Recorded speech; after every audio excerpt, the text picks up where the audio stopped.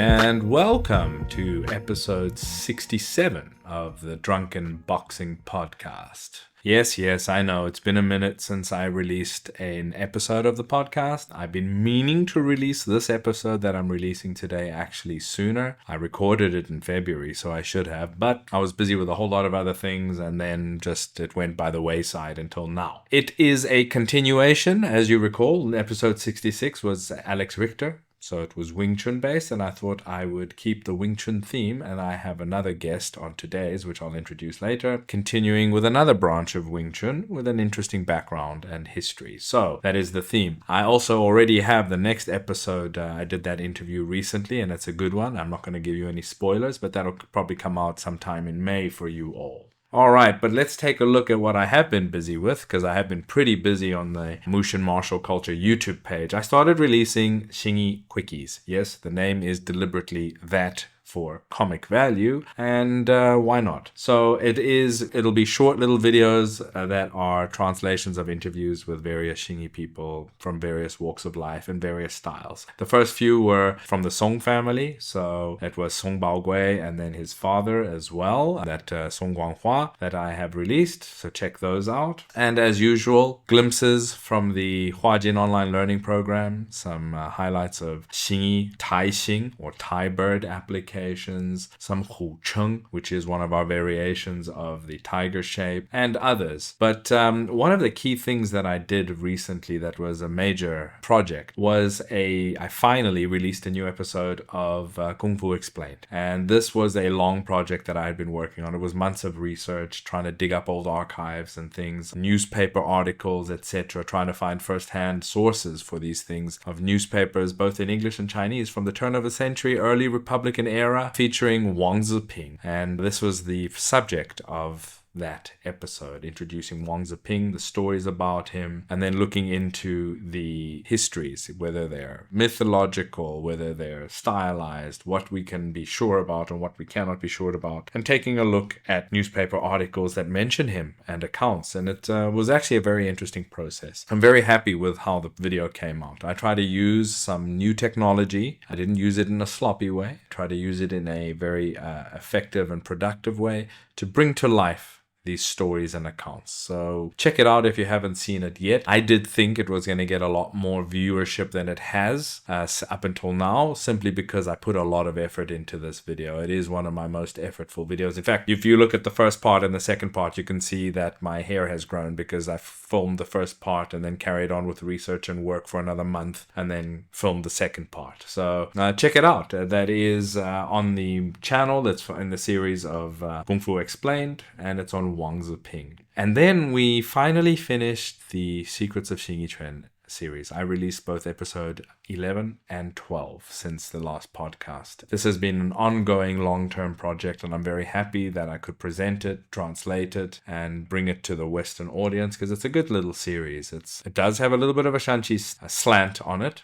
There are aspects that need more discussion, but overall I think it's a great series to present history as well as the future and the problems with the future of these traditional arts. As you know, I did a Redux episode with the great Jarek Szymanski and John Nicklin, and we're going to continue with that, looking at these episodes. So now that the series is done, you can check that out and look forward to those where we'll be diving into aspects presented in the series. I've also released quite an interesting, a video that I worked on quite seriously, which was highlighting what we're going into on the Huajin online learning program on the Baguazhang module, and that is the advanced practices of the 64 hands, Liu De Quan 64 hands, which are the straight line 64 hand practices. They're very combat and application based practices, which are really the essence of Bagua when you get to that level, to learn about the application and tactics of the art. And in Liang style, the Liu De Quan 64 hands is a very important and a very pure practice that was handed down through a very close lineage to Liu De Quan. As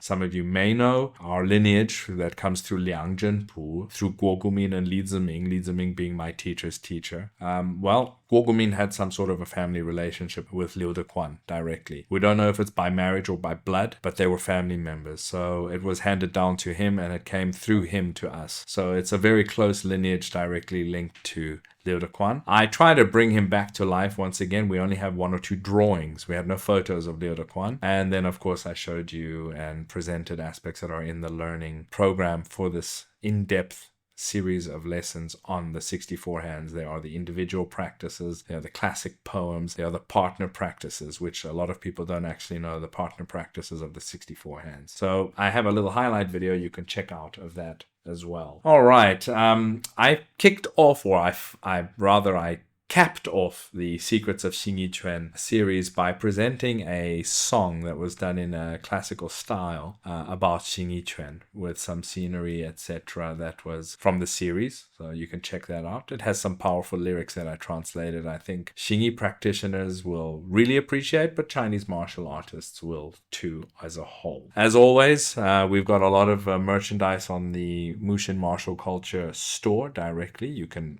as always get my books, Dragon Body, Tiger Spirit, and Liang Style Baguazhang Volume 1, as well as apparel. Speaking of apparel, I mentioned it in the last podcast. I created a Xing Yi Quan t-shirt based on the theme of Stranger Things called Elemental Things, but also because of the episode on Wang Zeping, I created a high quality art poster, full color, of the great Wang Zeping himself that's available. Worldwide shipping is available on everything. We also have training equipment. We have a bunch of interesting t-shirts on Xing Yi, Bagua, and Chinese martial arts as a whole. So if you want to support the podcast and the channel, go on, check it out. There's some interesting stuff to get there. All right, let's get directly into today's episode. My guest today is Jim Roselando, who has been involved in Chinese martial arts for over 25 years. He also focuses on holistic arts. He is a 6th generation disciple of Pin Sun Wing Chun under Master Henry Mui, and he's also the only American to have performed a baishe or a tea ceremony, disciple ceremony, with the late Grandmaster Fung Chun. Jim is a devoted practitioner and teacher of not only Gulao Wing Chun, but also Qigong and Yang Sheng, life-nourishing or health-building practices, including Zhan Zhuang or post-standing. He is the founder of both the MIT Qigong Club and the Harvard Qigong Club. He set up and established the Gulao Boxing Association, and he serves as a key representative of Pin Sun Wing Chun in America. And he's known for his research in the field of Wing Chun internationally. He's both a historian and a teacher and columnist for Wing Chun Illustrated. It was an interesting discussion to hear about another not so well-known branch of Wing Chun. So with that, I bring you Jim Roselando. And welcome to the Drunken Boxing Podcast. Very happy to be talking to Sifu Jim Roselando today. How are you doing? Yeah, very good. Very good. Pleasure to be here. I'm glad to have you on. I don't know if you know, the last episode that I released was also Wing Chun based, with the Kung Fu Genius. So I thought we'd have a little bit more of Wing Chun practitioners, especially since there's a diversity, contrary to popular belief, in both lineages and practices of Wing Chun, and it'd be interesting to hear about all of these. So welcome. I'm glad to have you on. Yeah, I listened to that podcast and I enjoyed it. I'm glad to hear that. Well, for the listeners, maybe you want to give an introduction about yourself and your background? Sure, yeah, okay. Well, Jim Roselando, I'm a Boston-based Kung Fu practitioner. I've been training Wing Chun for close to 30 years, but I specialize in the Gulao Wing Chun. And I also practice Qigong. So I was the founder of the MIT Qigong Club and the Harvard Qigong Club. Okay, very interesting to hear. I saw the term Gulao. Gulao just means basically ancient or old. Yes. Is that the term that you guys are referring to? Because obviously Mandarin, Cantonese, I speak Mandarin, so so it is that, yeah? Yeah. All right, so maybe you can give us a little bit of a history lesson, some introduction to what that is. Sure. Hokksan is where this Kung Fu comes from, this particular lineage of Wing Chun that I practice. It goes back to Lung Jan, and he happened to be a native of that area. Although he grew up in Fatsan and, lived in Fatsan, but he was originally a native of Gulao. His family were from Gulao. And so he actually, later in life, he retired back to this village. Okay. And so while there, he taught a couple of people. And this lineage is very specific to a gentleman named Wong Wa Sam. And Wong Wa Sam was a very small guy, and Lung Jan taught him. So he was one of his last disciples. Okay. Okay. So actually, it is a place called Gulao Chun, or it's a village. The name of the village, in fact, right? Well, it's like a small little area, and then inside there's a number of little villages like Okay. Dong Bin Fong and Mok Bin Fong and things like this. And so, Long Jen was from Dong Bin Fong, and Wang Wasam or some of these other guys, the 8 disciples of Wang Wasam were from Mok Bin Fong. Okay. And, Yeah. and as you mentioned, this is, I mean, in Mandarin, the mountain would be Heshan. So Yeah, that's it. okay, Yeah. very interesting. Now we know the name Liongjian as a general tracing of Wing Chun, but how did things, from him branch off in ways that are relevant to today?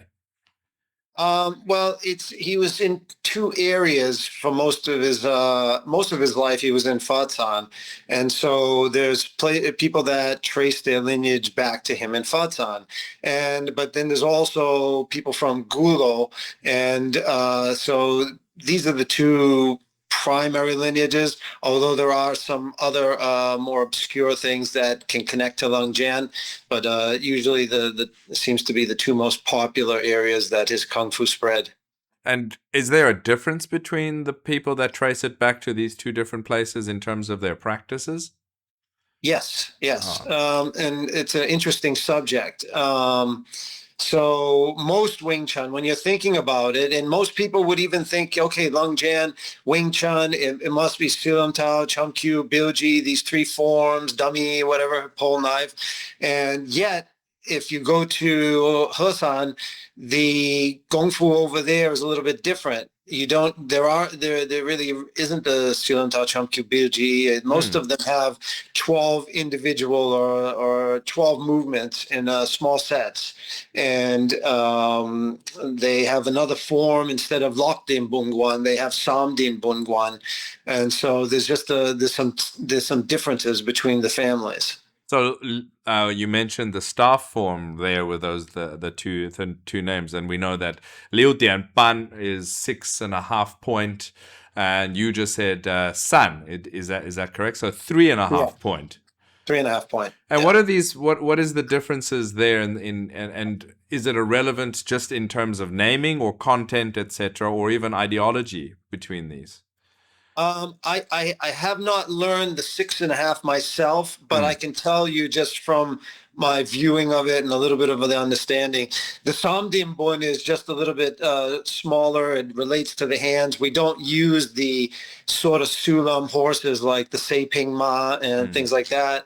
So the hands have a little bit more of a relationship to the actual hands of Wing Chun. So it just enhances or reinforces the gong that's being practiced and the sort of dim and spring power. Whereas the other set uses a Seiping Ma, which is like a square horse form and the cat stance, things like that. So just a little bit different sort of focus. Oh, that's very interesting. And it would be really interesting to know what influenced these changes between the 2.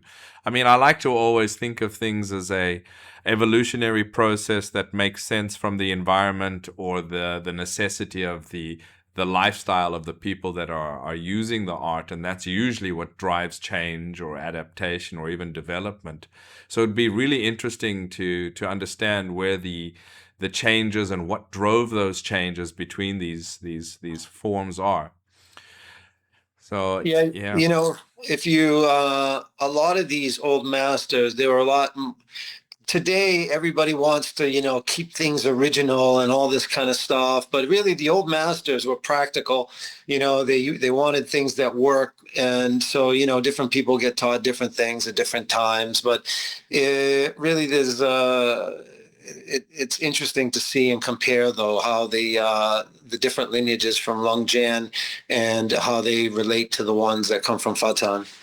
Yeah, and we also overlook a very important point, and that is that human beings are different physically as well as in disposition and understanding. So you might two people might have the same teacher, but if the two people have a different physical ability, then things will develop a little bit different between them and within them, and then they'll hand things down in a different way simply because of that. So you can already see, evolution from that point of view directly there. I remember seeing, and I've had this discussion before, but like I remember seeing certain teachers in, for example, Xingyi in the north, in Beijing, where the teacher himself had an inability, for example, some issue with his hip, and as he taught that got handed down to his students, and certain things that were a little bit heavy on hip motion were not very, they wouldn't teach them, or he didn't hand them down, or he adapted it in a way that wasn't the same way. And then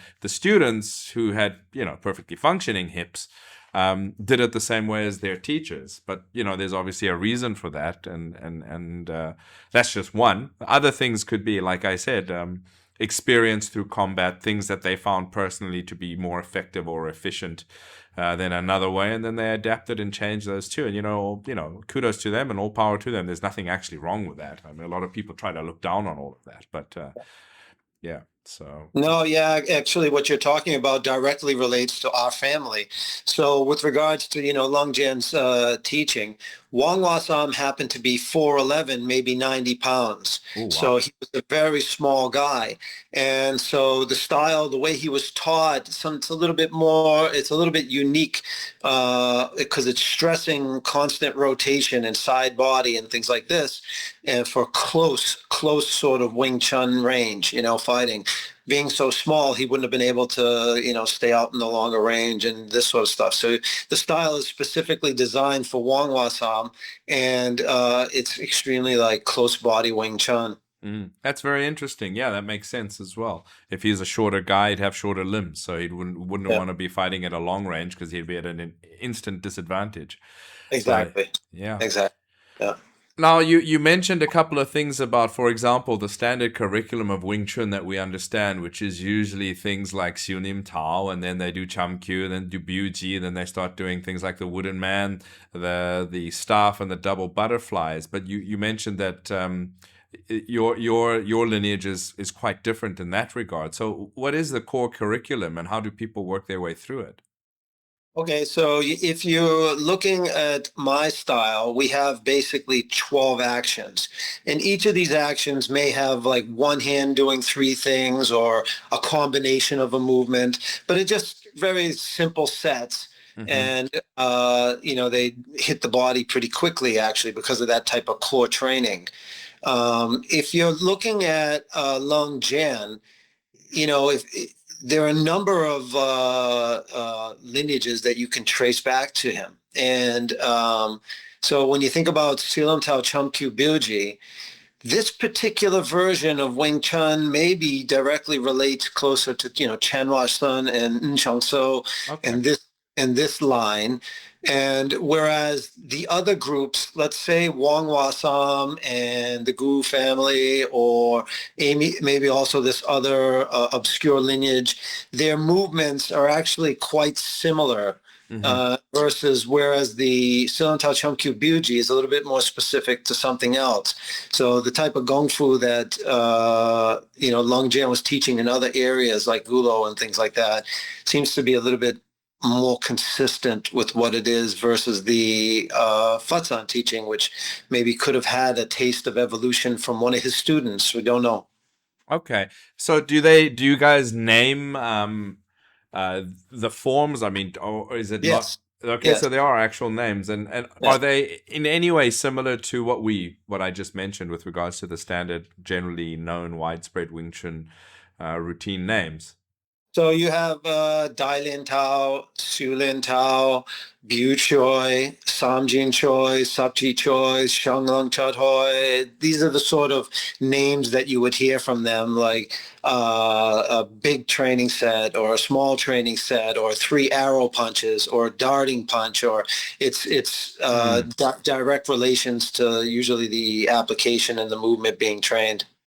Are you interested in learning authentic traditional Chinese martial arts of Xingyi Quan and Baguazhang? Well, if that's the case, the Huajin Online Learning Program is for you. The Huajin Online Learning Program is the premier distance learning program where you can learn authentic arts of Hebei Xingyi Quan and Liang style Baguazhang in a comprehensive and in-depth manner from wherever you are. Featuring over 120 in-depth lessons covering aspects of individual training, technique refinement, forms, application, partner work, conditioning, internal skill building, and Qigong, and much more. The Huajin Online Learning Program has been running successfully for over 3 years and is highly praised by participants within the program. So start your journey into learning authentic classical Chinese martial arts today by visiting mushinmartialculture.com to find out more, or to sign up directly at patreon.com/mushinmartialculture. That is the Huajin Online Learning Program. Enroll today. The core technique, yeah. So you mentioned Chanhua Shun, which is, I incorrectly said Foshan last time, but he's in Shunde. And you said that there's probably a little bit more relation or close, it's a little bit closer to what they teach. And I do remember them saying, and that's why I say, I mean, I'm not a Wing Chun practitioner, but it was interesting to hear through research and just through people that I know that were researching in the area, that him saying, you know, they've got a xiao, xiu, like xiunim, and they also have a da, and you just mentioned that, so that's quite interesting as well. And they also have a wei, you know, a toe and a wei, which is a head and a tail for the same routine. They also do things like, if I'm not mistaken, lion dancing. They have a lot more weaponry included as well, which is it's a lot more expansive in that sense than what we're used to out of the generally known Hong Kong lines of Wing Chun. For example, I think they do even straight sword and double other things and other weaponry as well. I'm not too clear on all of that. And what about you guys? Do you have any relation with those practices? Not really. The art is it's actually quite simple. You know, you train the 12 hand movements. Then we have a number of Chak Sao, Chi Sao exercises, which are pretty much the heart and soul of the art. And you have the Samdim Bun Guan, and the Zhong training was added later, actually, by different generations. As soon as when they left the village, they'd go out and they'd see other Wing Chun and notice they're all training on the Zhong. And so they went back and they, you know, brought a Zhong and they started playing the 12 hand movements on the Zhong. So that's interesting. Yeah. You know, we always that for me that wooden man, as you're saying, Zhong. So for the listeners who don't know what that is, it's, you know, the wooden man that is pretty famous because of Wing Chun. You know, we've seen it 100 times, and it seems like a intelligent or a logical kind of a tool to create. But do we know what was the impetus for the creation of that tool? Well, there's arts that go back, so you can verifiably trace at least this type of Gong Fu back to this Red Boat era. And the arts of the Red Boat seem to have had practice with this sort of dummy and, you know, to use your Gong Fu on it. And so it's just probably something that was part of the Gong Fu from that era. Yeah, and it makes sense because, you know, from my own, you know, I mean, I'm crazy about reading and thinking about Chinese martial arts history and evolution of these things, but particularly trying to dig through history and whatever. And you mentioned boats. And for me, what's interesting to see is a correlation between the central mast of a boat, and that logically, if you're on a boat for a long period on a daily basis, that sticking 2 arms and a leg out of the central mast on a boat would kind of make sense. So you could have an extra training apparatus and a opportunity while you're on the boat, you know. And the central mast is a pole. If you stick 2 arms and a leg, or 3 arms and a leg out of that, you got yourself a wooden man. Yeah. So I mean, it's interesting that you mentioned the boat itself, because that to me, like I said earlier, you know.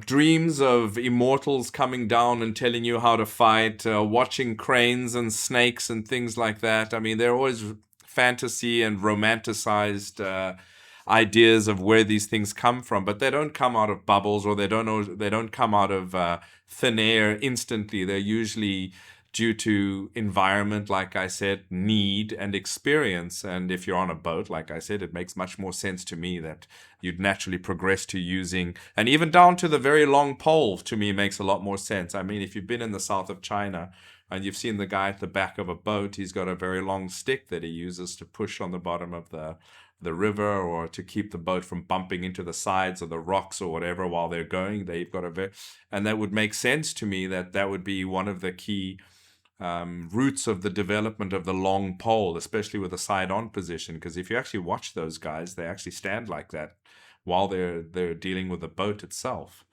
Yeah. So yeah, so I've always been fascinated with those things.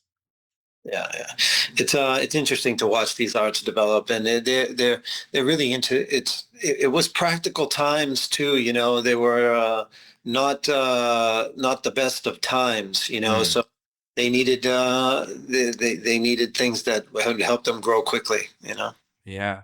So tell me about your personal history and what actually drove you into the martial arts, and then specifically into your destiny with the particular teacher and the style that you practice.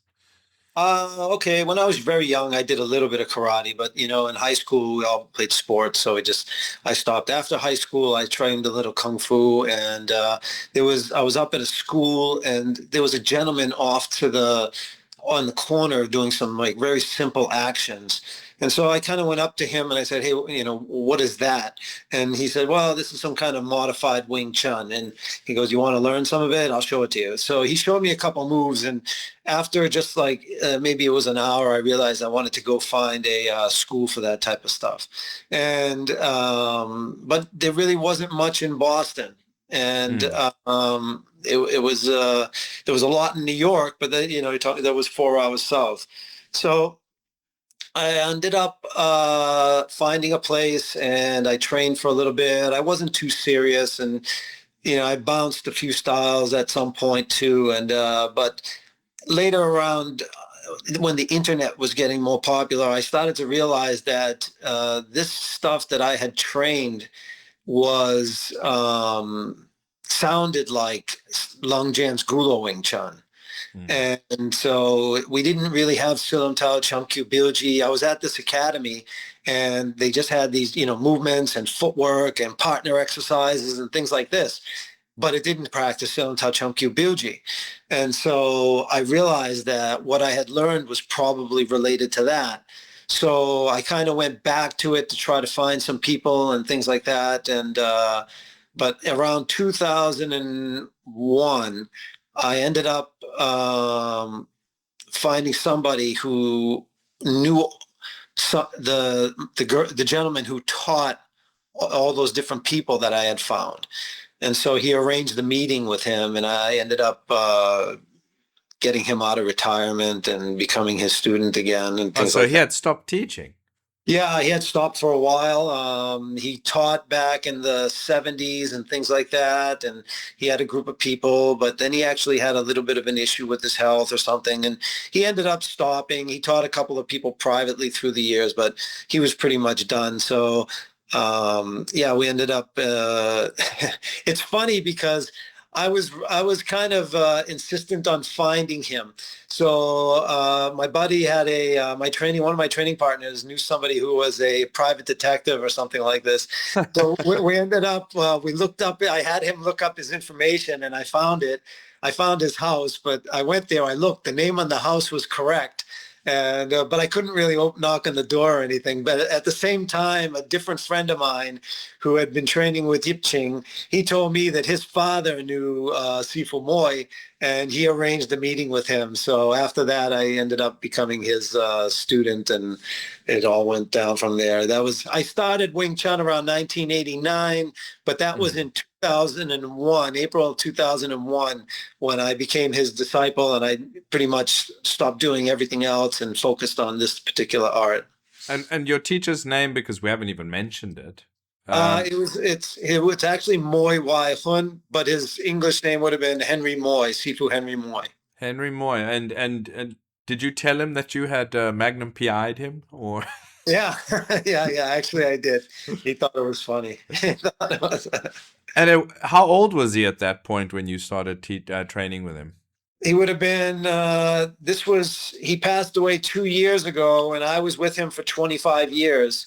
So he would have been in his 50s, early Okay. 50s. Okay. Well, Uh, I mean, it's interesting. Did he stop? You said that he stopped training for teaching rather for some other reasons, and was it? Did he find that, or did he ever say that you pushing him to start teaching again was something that he was happy for, or you know? I've met a lot of Chinese martial arts teachers that, like, even if they have one or two students that are diligent and whatever, at the end of the day, they still think that it wasn't the best thing for them to do to continue teaching. Was he happy to have taught, or what was his Well, he had interesting feelings about the group that he had taught earlier. He was a proud guy, very much so about his kung fu and his kung fu family. Mm. Believed he had something rare, and and he was a pretty talented guy. And so, but he felt that maybe that some of the earlier guys had gone on and maybe made some modifications or add Oh, some things and that sort of stuff. And he wasn't too happy about that. Yeah, right. but so he had said, look, we're gonna get another group together, and you guys will be the second generation and all this. And so I ended up getting a few of my training partners. So I was his first student after his coming back out, kind of, and Jeff, Frank, and another guy named Chris were all there too. So we would all work out together. Oh, very nice. From reading about your background, there's a name of a Grandmaster Fung Chun. Yes. So, and Yeah. and who was that? Was that Okay. So Jun Suk, Uncle Chun was he actually was my grand teacher's teacher. And oh wow. so when I went over to Gulao, um, we ended up going over to obviously to visit him. So I had my teacher write up an introduction letter, oh, this is my student. He would like to come there, all this sort of stuff. And we sent it to the family. And so I ended up going there. I was spending time with my grand teacher's son, and we became good friends. And he would bring me over to see Fung Chun. And he was kind of like a living legend because he was one of the youngest disciples of Wong Wasam, making him Lung Jan's grand student. Oh, okay. So in terms of Beifan or generation, he was pretty high up there. Yeah. It's an interesting thing because a lot of Westerners don't seem to understand how generations actually mean quite a lot in Chinese martial arts, and age actually has, it's not really based on age; it's based on generation. How they look at you and how they place you in terms of placing within the martial forest. So yeah, I mean that. So he's obviously quite high up, being Leung Jan's grand student. That puts him at a very high up. Has he passed away? Yeah, he passed away maybe about, oh boy, now it's about six or more years ago, 6 or 7 years ago, something like in that range. Okay, very He had interesting. a good life. He lived up until he was, I think, 91 or something like this. Yeah, So, that's a long life. That's a long yeah. life. So you went to Gulao on your own, or you didn't? Your teacher didn't go with you? No, no, we went. Actually, my teacher has never been there. He had learned in Hong Kong. So Feng Chu, my grand teacher, he was a student of probably the best student of Feng Chun, Yeah. and he was his kind of his right hand man. But he also got training from other guys like Feng Min and different people. Mm. But he was primarily like very close with Feng Chun. And so when a group of them, probably it was the early 60s, when they left the village for work, they were all looking because the village it's a fishing farm. It's just an old fishing village. There may Yeah. be, you're looking for a better, more opportunity, things like this. So what happened was, is a number of them migrated from the village to Guangzhou, and from Guangzhou, then they end up in Hong Kong as the final destination. And so Feng Chu was in Hong Kong, and my teacher met him in 1966. Mm.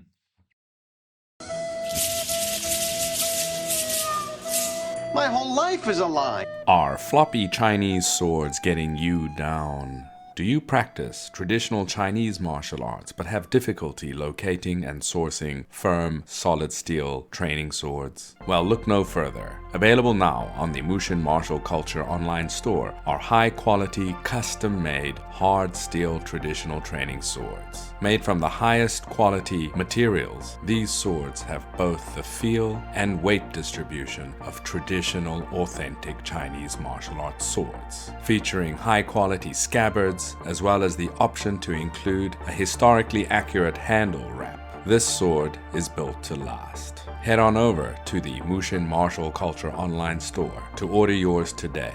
Available as well on the store are other items, apparel, training shoes, and other unique Chinese martial arts merchandise. The URL is mushinmartialculture.com. Ditch the tin foil and get yourself a sword you can be proud of. Okay, so yeah, actually what you just mentioned is pretty common, especially in the rural villages in China. Usually, if you go back even today, it's a problem because it's aging. So what you find is all the old people are there, and the young people. Actually, it's aging in one sense. So there's the old people, and many times it's the grandkids, the very young kids, and the adults have left looking for work in the major cities. And they'll leave their kids behind to be raised by the grandparents. So that's actually very common. That's why when you see Chinese New Year being one of the greatest migrations of mankind on an annual basis, you'll see it's a lot of these people that are working in the major cities because there's no work, there's no future for them in the villages. They go back to the villages for Chinese New Year, and it's exactly as you said. So, I mean, this has been going on for a long time. It's a normal thing. People will go to big cities and places where they can earn a living. You've got to eat. So yeah, and that's where your grand teacher went to Hong Kong, and where your teacher was obviously born in Hong Kong. Yes. So what was it like? Actually, sorry, forgive. My grandteacher, my teacher was born in Toisan, and the family went to Hong Kong. Oh, so your teacher spoke. Oh, he also speaks Toisanese. Yes. Yeah, which is Taishan in Mandarin. Yeah, it's quite a prominent group of people that actually moved out of Toisan or Taishan into the States. So there's some of the earlier generations of Chinese immigrants. A lot of them they have roots that go back to Toisan. It's quite interesting. You know, they overcame a lot to move over to the West and again look for a better life. Yeah. So what was that like going to the village on your own? I mean, I take it you don't speak fluent Cantonese. You probably picked up words here and there, but what was it like? Well, so what happened is I made sure I had a friend. He was a publisher of a magazine or numerous different magazines, and he's actually a prominent Southern Mantis boxer. Mm-hmm. And so he was living over in southern China, and I told him, I said, look, I need you to go to this village and seek out these people for me. And so I sent him to the village on a couple of occasions. I secured relations with my grand teacher's son, and I had him interview Fung Chun. And so he had already laid the ground basis for me. When I went there, we were all semi-acquainted. I had actually provided them with, video of me practicing what his father, Japei's father, had taught my teacher. So I said, here's what we're doing over here, and it's just everything was already kind of opened up. But it's really nice because I got to see the two evolutions of this village. So what happened if you would go back there like 15 years ago or something like this, the village was really quaint. It was, wasn't built up. It was, you'd see bricks all over the road, and here it was just, and this is where this guy lived. And, there wasn't, big promotions and things like that. So it was really nice. And the only thing you would find there is one local residence that they claimed was Leung Jan's former residence, which it actually wasn't. It was somebody related to him. And Leung Jan's residence was maybe a block or two down the road, which was nothing more than just like a garden at this point. Oh, But I got to meet the family, and I got to get close with the family, and it was very important because they're a very tight knit group. yeah. The Fung family, everybody knows everybody. They're all either cousins or distant relatives, and they work out with each other. And it was a different time way back, in the earlier days. So I got to meet a bunch of them and friendly with them. And I was there about on 3 occasions, and then I was supposed to go back actually just when COVID happened, and that canceled that. Yeah, that's the before times. The world was a Yeah. different place before COVID. Yeah. So you mentioned the two evolutions of the village. Had it changed over your subsequent trips? Yeah, so what happened is in more recent years, the government was putting a big emphasis on promoting Kung Fu and tracing back in recording certain histories and things like this. And so the village then went and they did renovations. And Gulao Wing Chun became quite popular. And so there's like a heritage trail where you can walk around the village, and then there's plaques in front of, ancestors' homes, and there's some shops in the front of the village, and they throw these big events every year, with lion dancing and performances. And yeah, it's become, there's a large amount of tourism now that's taken place, and they've gone with the times. That's interesting. So actually the development is directly connected to the martial arts there. Yes. So it's okay. So similar in some senses to what happened with the Chen village when that was the driving factor for the development there. One, tracing back of the art. Two, people traveling there for both historical and training reasons and tourism reasons as well. So yeah, that's interesting to hear. When you went there, the first time you went there, was the practice of this style of Wing Chun a prominent feature in the village, or was it dying out amongst the younger people?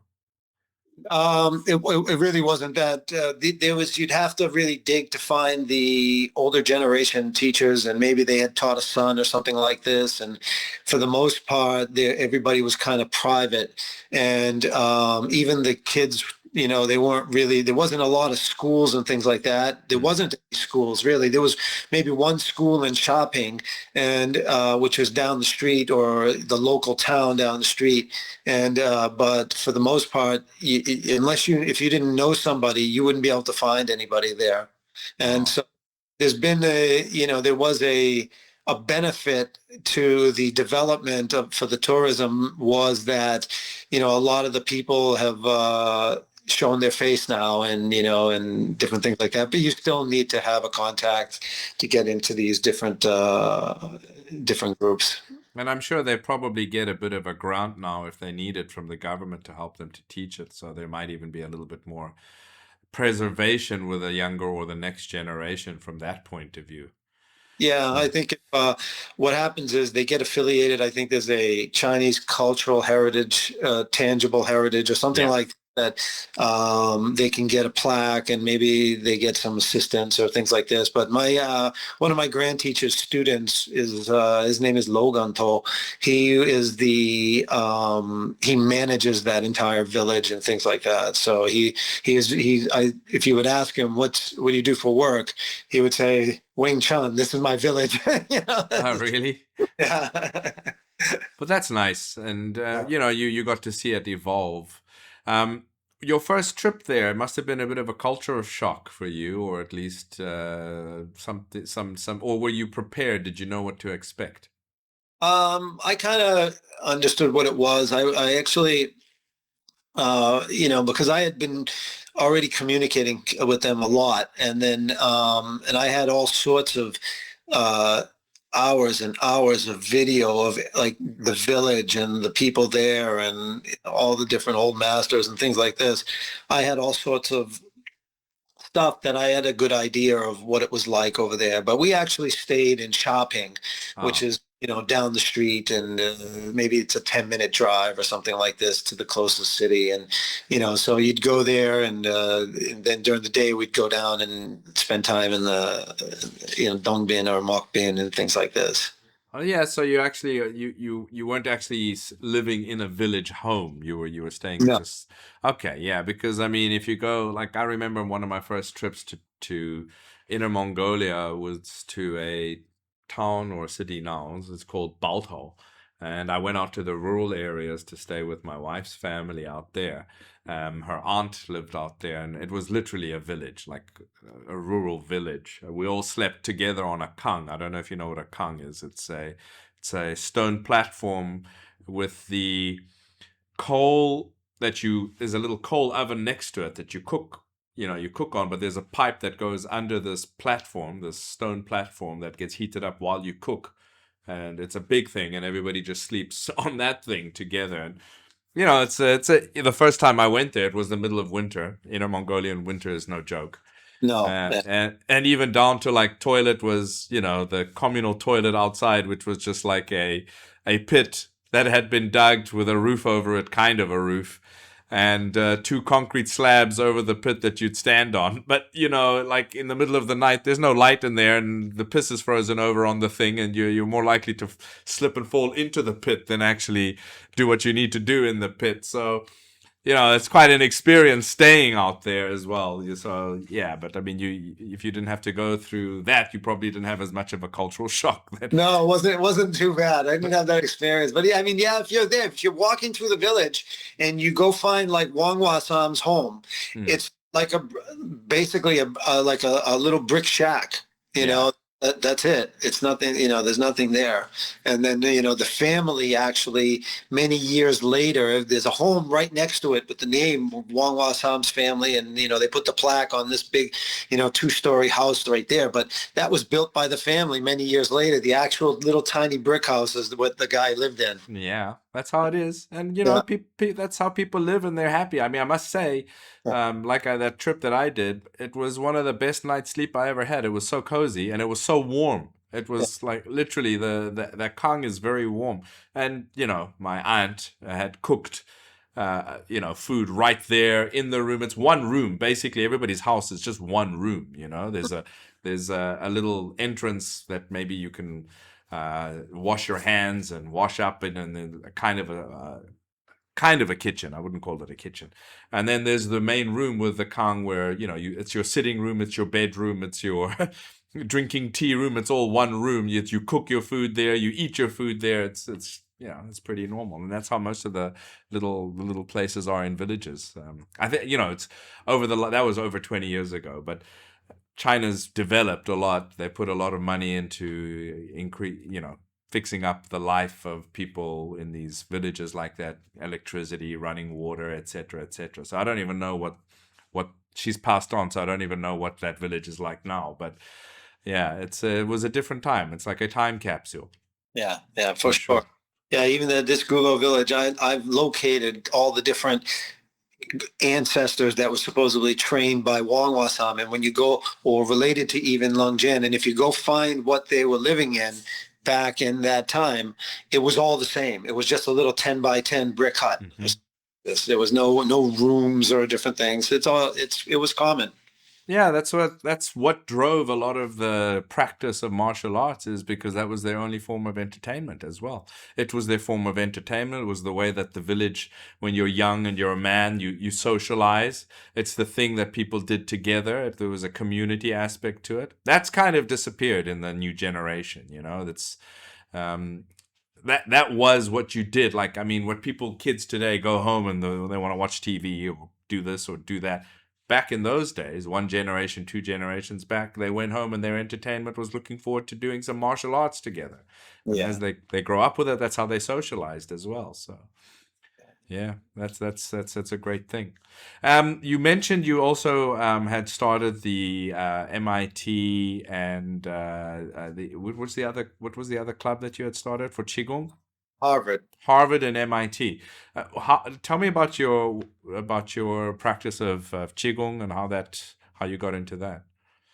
I always was, reading different classics. There would always be this discussion of chi, and but I really was always when I practiced, I was just practicing, martial arts for health and a little self-defense and things like that.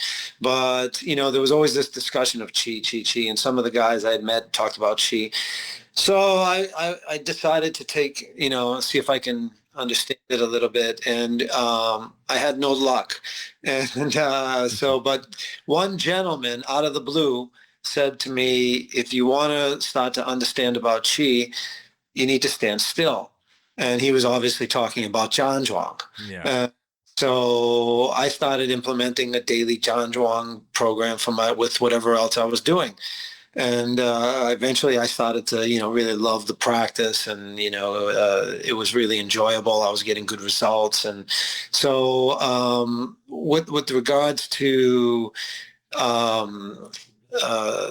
MIT and Harvard, it was luckily what happened is I had a student, two students, but they had founded a MIT Wing Chun club, and they had trained this other style of Wing Chun, and they became my students, and because they were living in Boston now, and so but he was still running some club at MIT for a different style of Wing Chun. And so what we ended up deciding to do is to transform it into a Qigong club.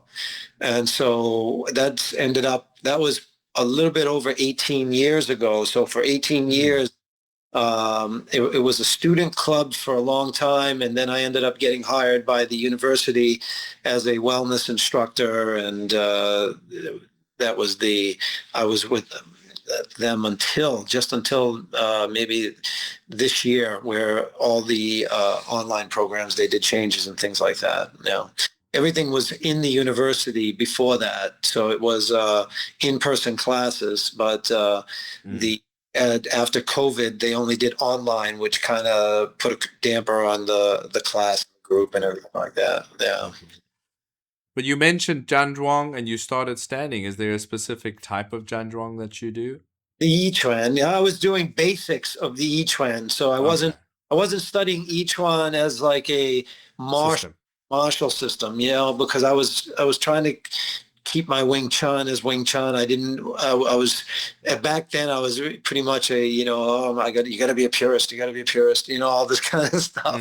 But it was I started training Yi Chuan for health, and it was fantastic. And so I learned from different people. I brought some over here to Boston. I had a coach that visit different people. I went to find different Yi Chuan people and things like that and train with them. And after that, I had studied Ermei Qigong with Fu Weizhong. And Fu Weizhong is from Beijing, but he would come to the USA, and that was actually that's a wonderful platform. It's a little bit pure Qigong art, and it's very, very challenging, and but at the same time, it hits the body in a wonderful way. Dragon Body, Tiger Spirit, a translation and explanation of the classic texts of Xing Yi Quan, is available now. This critically acclaimed work presents, translates, and explains the core classical texts of the art of Xing Yi Quan, many of which have been utilized by other arts, including Taiji Chuan, Bagua Zhang, and others. Available in hardcover, softcover, and ebook versions. Get your copy today from MushinMartialCulture.com or from Amazon. Take your practice to the next level with Dragon Body, Tiger Spirit. Yeah, you mentioned that you had read a lot about Qi, you had heard about Qi, etc. In your own Wing Chun system, I don't know how much theory, or if there is a lot of theory handed down, like Chuan Pu, old classic writings, etc., handed down from one generation to the other. Did you find similar ideas and concepts being handed down, whether verbally or otherwise, in your system? No, actually, Gulao Wing Chun, they specifically will say there's no Qigong practice in Gulao Wing Chun. When they talk about, like, for like one of the statements would be lik yu noi gong. And so your power must be internal, but they're talking about the conditioning going on through the joints and the ligaments and things like this. They're not talking about any breath exercise or internal Okay. chi cultivation. Yeah. So okay. So that's one of the key things is breath training. Yeah. And I'm sure you, obviously, with your Qigong experience, you realize that that's the key to all of this. Yes. So they didn't focus on that, which is maybe involuntary. In other words, it's not stressed, but it's a natural progression that would occur. Well, I mean, there are basics that everyone follow, inhale, exhale, and exhale when you're going up. But the thing is that the hand actions, they believe that because the way we're doing the method is to utilize like the rotation and the dropping your weight plus your bones. And we try to stay completely relaxed. It's a very soft style also, so you can, you can, respond and accordingly and things like this. But the speed, they believe the speed when the hands are moving at a very fast pace, and they continue fast pace to focus breath and thing at the same time, it would be quite challenging. I And see. so it's not something they would just say relax, be natural, and breathe naturally, and while your hands are flying like that. And so it would be a little bit different than maybe if you were going in and you deliver one powerful blow or something like this that can be focused and concentrated like that. But yeah, the interesting part was the posture. When they talk about it, there are some similarities, but there's differences, of course, because the way that the Kim Yang Ma, they're going inward, and it cannot be for Qi anyhow, because you're restricting off the Yin meridian, the Yin meridians. So it's more of the typical Southern Kung Fu combat style, even though it's a soft style, but it lacks any form of Qigong practice. You mentioned that you started your practice of predominantly Zhan Zhuang, Yeah, post-standing practice, yeah. and you started to see results. What did you notice? So when it came to myself, I could feel my body and my posture start to change. It was sort of an awareness tuning. It wasn't like I was trying to develop a specific technique, but you start to become aware or hyper aware of your body's posture or your relaxation and your tensions and things like this. So you're constantly like striving for that balance where you can relax and be effortless almost. Whereas so then what happens is when let's say you're interacting with somebody, and in partner or in a chi sao exchange and things like this, because you're so hypersensitive to your own physical tensions and postures, you start to become hypersensitive to their deficiencies. And so you end up being able to become a little bit more sensitive and aware of yourself as well as others when you make contact with somebody. Yeah, and outside of martial arts, did you notice any benefits, changes, etc.? Yeah, of course. What happens is a side effect of this type of practice is that the lower abdominal breathing, it quiets the mind. So you end up start to like calm down a little bit. You also, because you're involved in this sort of, you don't want to deplete your body. You're always looking to, energize your body. Don't get nerved up or different things like this. So you'll start to notice this takes effect in your daily life as well. You'll become aware of maybe, I'm getting stressed out over why, or you'll start to calm down. So whatever frequency you're at, if you're 30 years old, 40 years old, 50 years old, it takes a while to get there. The mind, records stuff, and you get all these sort of different experiences are in there. But the lower abdominal breathing and the delicate breathing, this can gradually take that frequency down, and you become a little bit calmer, and it's a nice side effect. That's very good. I mean, I agree with what you've just described as one of the side effects for sure. And you did mention there 30, 40, 50. It is different as you're older, as you get older, if you've started old or young as well, and what you notice and when you notice it. So it's a lifelong practice. So that's a great thing. Yeah. Was your teacher supportive, your Wing Chun teacher supportive of your practices with the Qigong, especially seeing that you were doing Zhan Zhuang that was centered on postures from Yi Chuan? So you Yeah. were probably doing Hunyuan Zhuang, right? Like a Yeah. primordial. Did you do Fuhu, Taming the Tiger, Yeah. Yeah. Xianglong, Yeah. etc.? Yeah. Yeah. We did most of them. There was, well, it's interesting that some of Wang's students say there's the eight postures, the 8 basic zhongs. But then there's some of the gentlemen that trained with him in Shanghai. Like there was a gentleman that I had brought up here. His aunt and uncle were Professor Yu and Madame Ong. They were actually, Wang Shungjai lived in their home. And so he taught them early on, and later they went on, when Wang left, they went on to actually build some sort of temple and brought down these Taoist priests and things like this. But they were early students. They had 5 primary ones, and then rather than the Hunyuan Zhuang, they liked the one which would be almost like as if you're sitting in a chair and your arms are rested on the side, like floating on water. And they were pretty fond of that one. So, but most of the people do the standard shrug. Yeah, I mean, we have a lot of Neigong practices in my Xingyi. Yeah. Some of them are included. Obviously, Wang Shanjai got a lot of his content from Xingyi. As far as my teacher is concerned, he would always tell me that Xingyi had a lot of Neigong practices that were kind of left out over generations, but there used to be a lot more in terms of practices directly considered Neigong practices. For example, Fuhu, Xianglong, these are pretty common in Yi Chuan.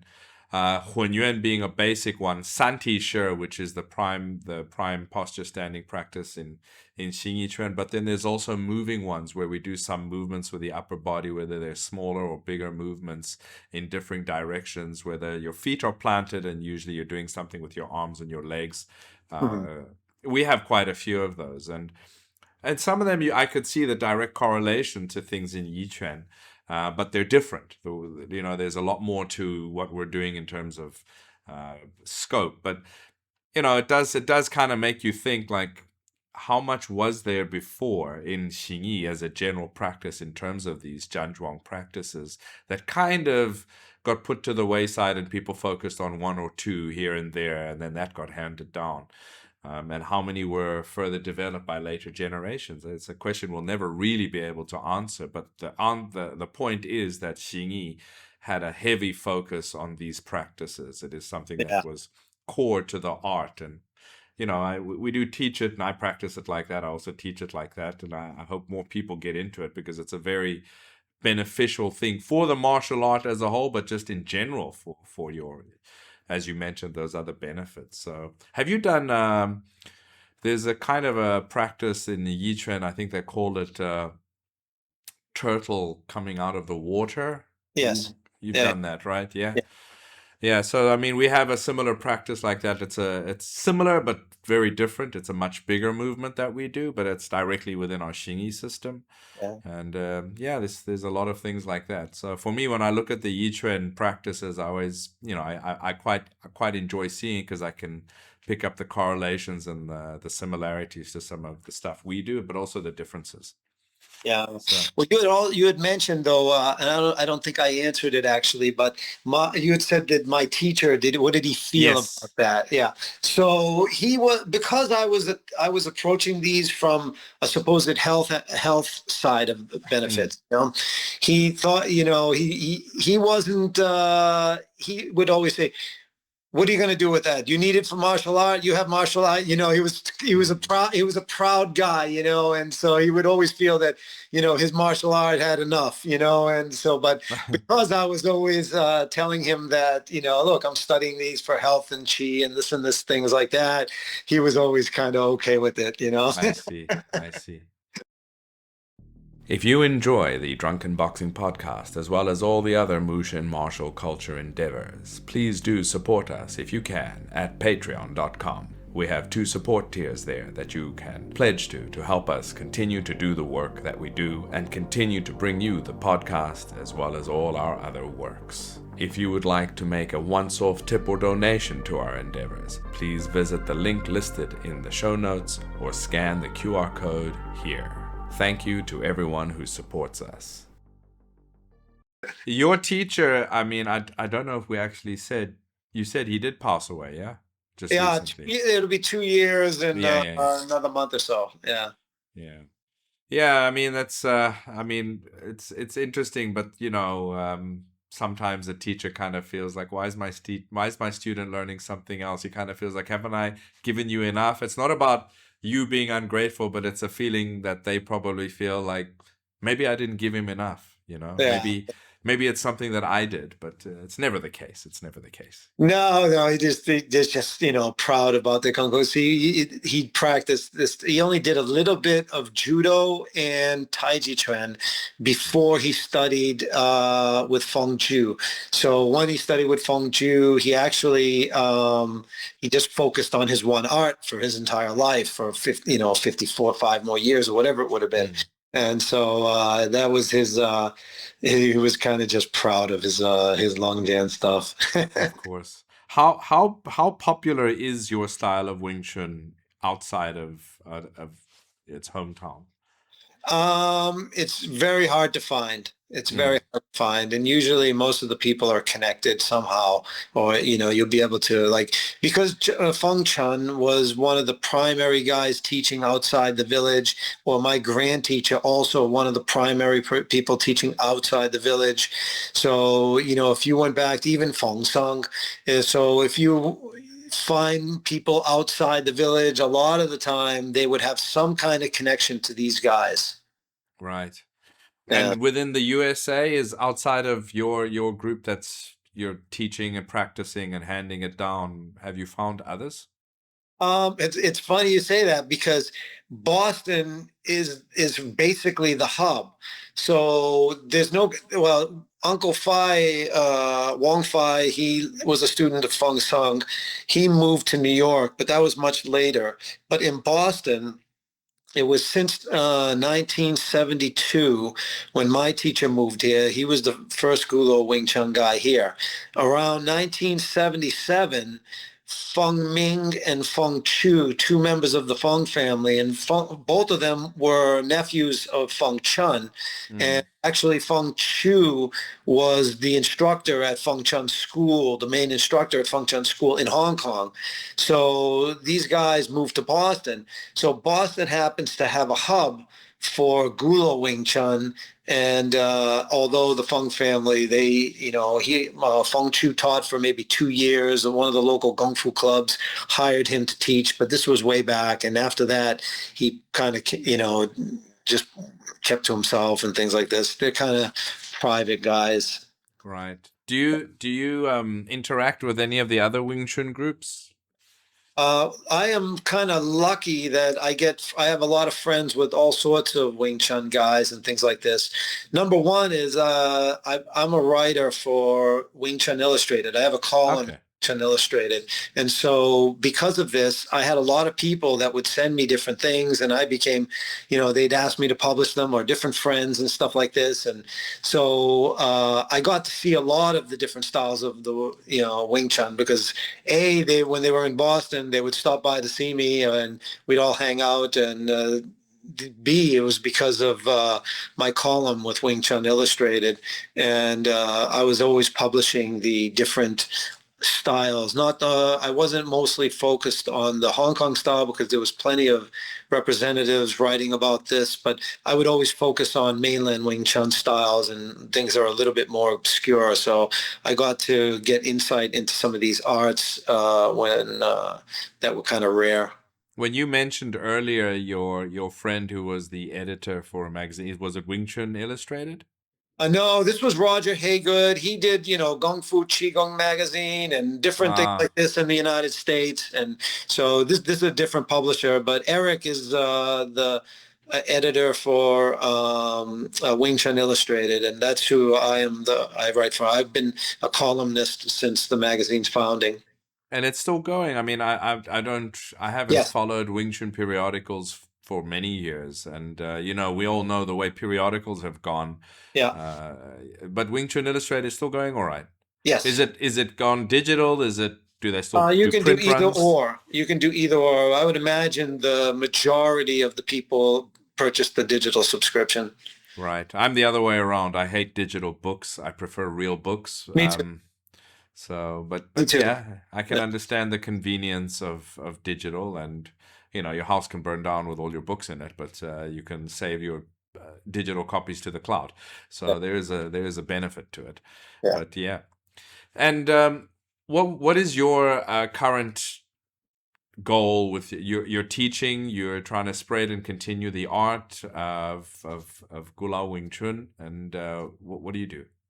So I do my best, between writing articles, I throw workshops and different things like this. I started with the Boston Wing Chun workshop, which actually Alex participated in a few of them.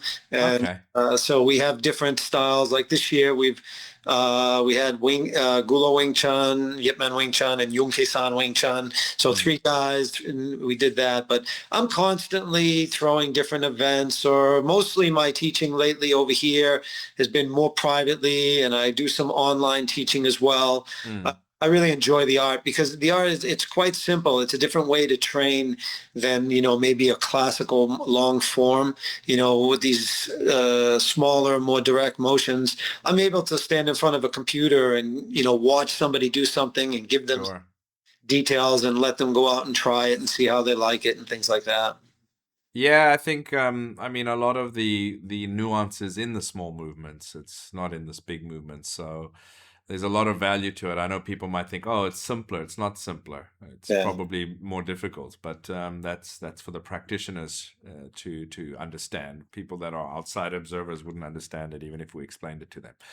So yeah, but that's good to hear. I mean, it's I'm glad to hear that the art is being promulgated, and there's some interaction. Like you said, Alex Richter came through to one of your events. It would be interesting to see more interaction between the Wing Chun community. I do remember isn't there a Wing Chun museum in the USA somewhere? Yeah, I believe there's out in Ohio somewhere, I think, in the Midwest or somewhere out there. I haven't been to it, but there is something called the Wing Chun Museum out there. Do they focus on a specific branch of Wing Chun, or do they even have some references to your lineage? Many, many years ago, I think I actually gave them a historical write-up, or a little mini article, something like this, that they probably published on their website, so to Mm, promote different things. But I think I can't be too sure. I'm not too right. sure because I haven't been there, but maybe they would have a broader look at all the different Wing Chuns, or maybe it's more focused on Yip Man Wing Chun and some of the other stuff that they do related to their school. I'm not sure. I remember back when I was probably in my late teens, early 20s, looking at those Kung Fu Qigong magazines and seeing, oh, that the Wing Chun Museum had just been opened. And I always wanted to, make a trip out. Even though I don't practice, I went to Foshan, I went to, Yip Man, Huang Fei Hong museums, all these places, just because I'm very much interested in Chinese martial arts. So I would have liked to have gone to the Wing Chun Museum. Who knows? Maybe one day I'll still get a chance to go out and check it out. But I might even have the issue of the old magazine somewhere in one of my boxes somewhere. But yeah, I have to dig that up. Well, yeah. Yeah, I'm a kind of a kung fu junkie as well. I like to bounce around and see different things, see different arts and stuff like that. Plus it helps you get friendly with the community. Like you said, it strengthens the community. So we do always multi-style events. We just promote Wing Chun, even though, I'll do different specific events just for Gulao Wing Chun, but I always throw different multi-art events. This way here, we just strengthen the community. After in the USA, probably in the last 15 years, maybe 8 or out of every 10 Kung Fu school closed. And, Yeah. so it's been pretty tough. So for us to do this, a lot of the people that used to bicker, it's more of a community now than if you're practicing Wing Chun. Well, let's get together and things like that. It's pretty good. Yeah, that's good to hear. All right. Well, I mean, it's been good to get this background and this history from you. Learn about this lineage and your style that you practice and your experiences as well. How can people find you? So they can look me up on Facebook just for Jim Roselando, or if they go to Gulao Boxing Association.com, you can, find there. The website probably needs a little bit of an update, but we're still there. All right. Well, I'll put the links into the description, and any other contact or whatever you want to share publicly, I'll get it from you afterwards, and then we'll put it in there. And if people want to pursue your style of Wing Chun or get in contact for any reason, then they will. Sounds good. Yeah, that'll be good. All right. Well, thank you very much for your time. I had a great time talking to you and learning about your lineage and your style of Wing Chun. Yeah, it was very nice to speak with you. Thank you for what you do. It's my pleasure. All right, and we'll be in touch. You have a good day. All right, take care. Thank you. Bye-bye.